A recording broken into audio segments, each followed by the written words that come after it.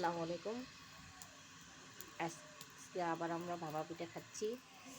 শীত তো প্রায় চলেই যাচ্ছে, এখন মাঘ মাসের লাস্টে। এখন আর কুয়াশা পড়ে না, এখন রোদ উঠে।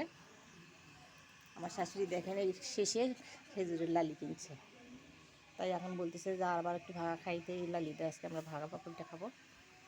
এই যে আমার ছেলে মেয়ে খাবে মরিচের চাটনিটা, আমি মরিচ ভাজি এই যে কাঁচের বয়ামে রাখি।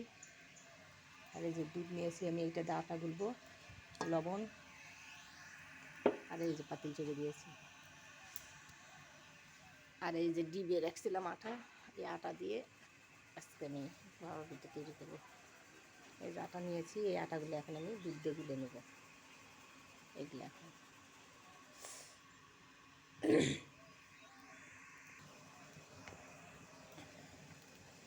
এগুলো দিয়ে দিলাম। পানির বলক প্রায় চলে আসছে, দেখেন পানির বলক উঠতেছে। আটাগুলো খুব ঠান্ডা, বরফে আছে, হাত ছিষ্টে লাগে গেল। দেখেন এমনি কুয়াশা পড়েনি, কিন্তু প্রচুর শীত।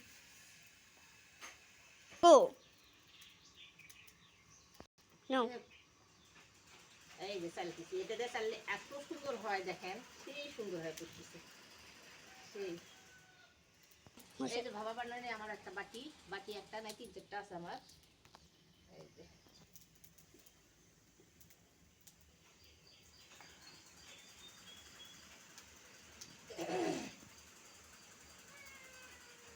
বিসমিল্লাহ। নো ওকে, এই যেটা আমার হয়ে গেছে প্রথম ভাপা পিঠা। এই যে ভাবা হয়ে গেছে, এখানে মরিচের চাটনি তৈরি করা হয়ে গেছে। এই যে দ্বিতীয় ভাপা পিঠা আবার ছুলিয়ে দিলাম। এই যে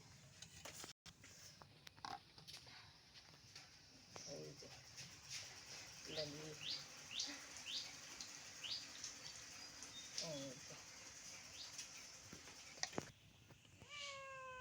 এই যে আজকে ভাপা পিঠা সকালবেলা প্রথমে আমি আগে খাবো।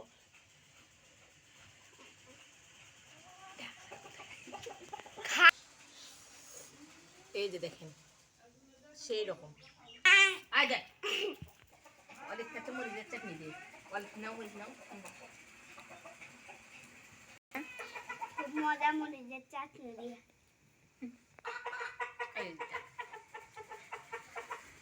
এই যে এই যে অলিভ বাবা খাচ্ছে। আর এই যে আমার হয়ে গেছে। ওকে, আল্লাহ হাফেজ।